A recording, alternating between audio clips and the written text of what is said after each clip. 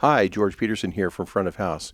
We've got a great issue for you this month, starting with our coverage of Todd Rundgren's Clearly Human virtual tour.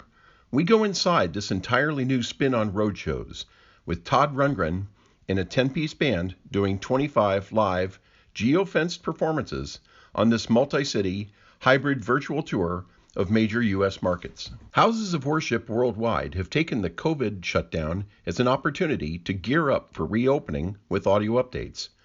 We report on 8 projects where improved audio for spreading the word is all important. Our tech feature begins an exploration on how the most appropriate RT60 reverb time for any performance facility can vary considerably depending on the program content. Our buyer's guide this month focuses on custom IEMs. Sometimes you got to go first class, and custom-fitted earpieces are the first choice among artists and engineers. We present the hottest entries in the market. Technology Spotlight takes a detailed look at the advanced features and functions of the Digico Quantum 225, the most affordable entry into its Quantum series of live consoles.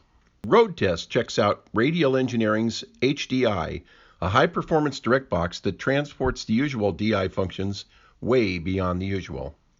In the Digital Edge, Steve Lacera suggests 8 audio essentials that will make your job easier.